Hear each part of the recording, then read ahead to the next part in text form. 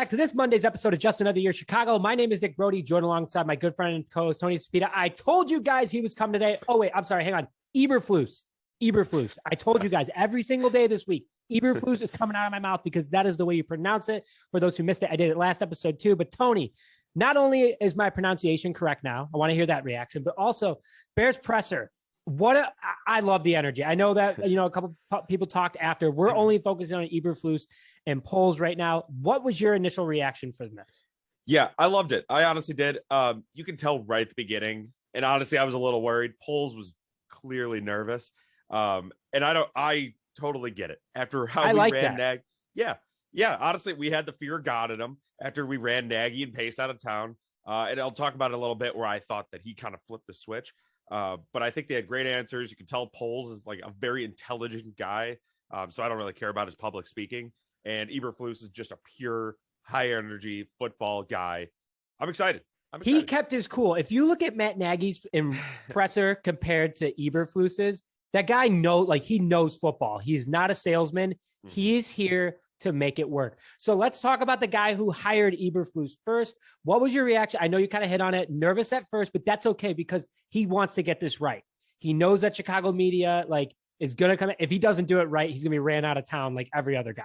But Poles wants to be the guy for a long time. What was your reaction? Kind of go through a couple of things that he said and his biggest key talking points today from your perspective, Tony.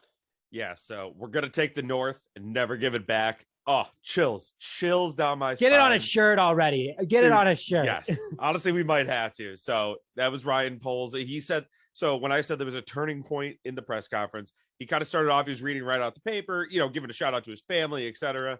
And you could tell, he was kind of pulling at his collar or whatever. And then he kind of said that, he looked up, said that, and you can tell, everyone was like, okay, all right, we're doing it. Let's do it. So it definitely, calmed him down. You could tell he wanted to make a good first impression. So that, I think it did. I think that's where it did. So here's a few of my favorite quotes / takeaways. I will say at the very start, I didn't have anything to write it down with. So if I missed anything, let us know in the comments what your favorite takeaway was or favorite quote. We will definitely make sure to, we can talk about it later too. And we'll share it on our Instagram. Make sure to go follow us, Official J Shire. Yeah, we'll share our favorite 10 comments about quotes or takeaways that we missed. So McCaskey, start off with this, said Poles was a unanimous 5-person committee choice. Good to hear. Glad everyone was on the same page. So Poles basically said that he described meeting Eberflus as a beautiful love story. That's not what he said. This is my takeaway from it. But he said his quote was, he knew he was the one right away. I knew he was the guy. It was beautiful. And you know what? That may end up coming back to bite us, and I'm sure it'll get made fun of in a couple of years if things don't work out. But if not, that's the start of the championship DVD right there. It's just, hearts coming out from both of them. So Mark Potash asked if Poles would have interviewed more coaches if he had been given the opportunity. And Ryan Poles had a great answer. Again, I love him. He had good, smart answers. He said, I was given that opportunity. I found him. I mean, dog, just put it in my veins already. Come on. That's not even kissing up to somebody. That's just that's what it is. When I heard that, I was Ryan Pace was I was forced into John Fox. Just want to put that out there. Yeah, no, I love that. And it was just a good little, it wasn't disrespectful to Mark Potash, but it was just he just like you said, he held his own. He didn't back down from it. He let him know what's what. He didn't give some runaround answer. He just told him. So Ryan Poles also said, and I think we were all excited to hear this one, I am excited to have Justin Fields. In the past, you could maybe say if it was Mike Glennon, etc., he's probably lying. This is different. I truly think he is. He's not coming here to switch up a good thing. Here to make a good thing work and be better. And anyone that watched the press conference, you could just tell he is ready to do that. In regards to selecting a free agent, the Bears are going to be very selective, he said. Age and seed as big factors. So speed. My apologies. I read that. I was what? My apologies. Midday coffee's coming in hot. Age and speed are a big factor. They also mentioned that as well about the draft, which he wants to mainly build his team through the draft because it'll be he wants the young players, cheap contracts, just kind of the high energy stuff. So fun little note, two fun notes, actually. One is football related, one's not. First, he commented on how he wants to use analytics, which I thought was, he made a great little analogy. He said, he's like, I know how to get home. I know how to drive to my house, but I still put in the GPS anyway, just because, 2 miles down the road, there might be an accident, and then I can, find an easier way to my destination. Same with analytics. We may already know what we want to do, but we'll still plug it in to see if there's anything else we can figure out. You got any comments on that? No, I was about to say that you see him drive every day going to work when you're about to go to bed. So he's taking the same way, but it's always good that he puts GPS in.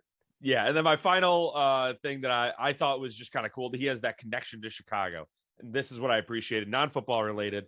He proposed to his wife on a sailboat off of Navy Pier with totally unrelated fireworks happening to go off. But he said, he took credit for it, which it was just it was funny, kind of ingrace yourself with Chicago and the Chicago media. So overall, I think Poles was, I think it was a good interview. It started rough, got really good, really excited.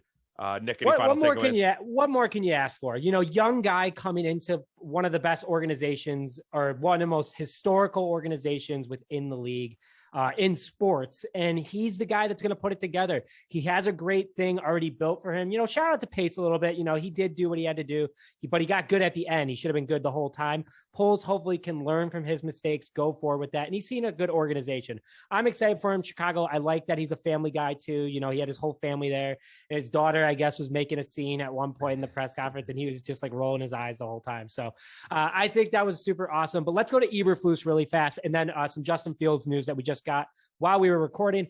So Eberflus started off with saying the Bears will play a high tempo, high effort attacking style offense based on ability and speed. So him and Poles are on the same page in regards to agility, speed, what this team needs. And I like that. And the quote of the day that just absolutely put in my veins, besides we're taking back the North and not giving it back, is get your track shoes on because we're running. Eberflus says the Bears, again, are going to play with a lot of intensity, young, fast, and that's what this team has missed. It's always kind of been, hey, the defense will take over the game. Hopefully the offense can do something. I feel like this combination, along with the staff that he's hired, make sure you go back to our last episodes to go over that. What he has done a great job putting that together. And then finally, he's a defensive-minded guy. That's all he's been. But he said this, and I think this gave a huge breath of fresh air to Bears fans, was that when asked who will be calling the defensive plays, he said the defensive coordinator will. He will have a say. Kind of like Nagy, but he's going to let the defensive coordinator call the plays. He's going to work well with his coaches. Collaboration, communication, trust, loyalty. That's what Eberflus is going to bring to this team. And he also did confirm that the Bears will be switching to a 4-3 base defense, which I think is kind of cool. I've always thought the 4-3 is kind of, badass, but couple news that I want to get out there real fast before Tony, any final comments. Juan Castillo, the offensive line coach, and Clancy Barone, our former tight ends coach, both of them have been released by the Bears. Best of luck to them. Eberflus decided to go in a different direction. I didn't even look at Eberflus's name, and I said Eberflus at ease naturally. It's in my system now. Just want to put that out there. Justin Fields says he still has not met offensive coordinator Luke Getsy yet. I'm sure that's going to happen very soon. Probably Fields is going to just wait for the whole staff to get into place. And then hopefully Getsy will be like, hey, man, I'm kind of shocked he didn't reach out yet. But I kind of also see there's two sides to every story. George McCaskey also confirmed that when he personally picked up Ryan Poles at the airport, George drove and parked at the White Sox level of O'Hare Airport. Tony, I'm sure you love that. Gave $3 to the city of Chicago, he said. Yeah, like a good Chicagoan, maybe. Yeah, because the city needs it. Come on. And then finally, Justin Fields points out, and this is my favorite part of Justin Fields' press conference, points out that a defensive-minded head coach can help explain coverages, and he's excited to work with Luke Getsy. And he will be fully invested in the offense without other responsibilities. Love that. Took a little shot at Nagy there. Also, he's excited because there is a lot of benefits to having a defensive-minded coach, so especially with a young quarterback. So, I mean, good day to be a Bears fan. Good weekend to be a Bears fan, but a good day to be a Bears fan. Tony, any final comments? Yeah, my final comment is I will say as I was kind of listening, obviously they're saying, oh, we got a plan. And they didn't obviously say exactly what the plan is, but I kind of realized, as a fan, you want to know, of course, but I kind of realized, like, obviously they're not going to say, here's our exact strategy, so that the Detroit Lions or whoever can, write it down and take it into account. But it felt more genuine than the Nagy pace. Oh, we got it. We got a strategy. We got everything's on the table. They felt like salesmen. Yeah, exactly.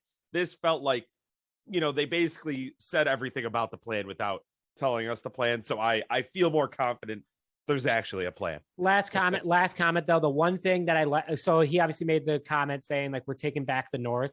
And that's something that's been different than Bears. Lovie Smith, first thing he said was we're taking on Green Bay. And Lovie Smith did that. I wish Poles would have said a little bit more and been like, yeah, no. Like, I wish he would have been like, we're taking back the North and somehow like just diss Green Bay in it. But he dissed the whole North. You know what? Never mind. Yeah. Great job, Ryan Poles. You did it. Well, I mean, Green Bay is the only real threat to the North besides us now, of course. So, I mean the Vikings are losers. Stink. I mean, the Lions will be there eventually. I love Dan Campbell, but no, they're not really. Yeah, he basically dissed the Packers. It is what it is. But with that, thank you, Tony, for hopping on. I told you guys Tony would be joining. Eberflus. All I got to say to that. But with that, thank you very much for joining this episode of Just Another Year Chicago Bears press conference with Matt Eberflus and Ryan Poles has concluded, and we will have more coming up tomorrow. So stay tuned. With that, thank you very much for joining this episode of Just Another Year Chicago. My name is Nick Rohde, joined alongside Tony Spita. We'll see you guys next time.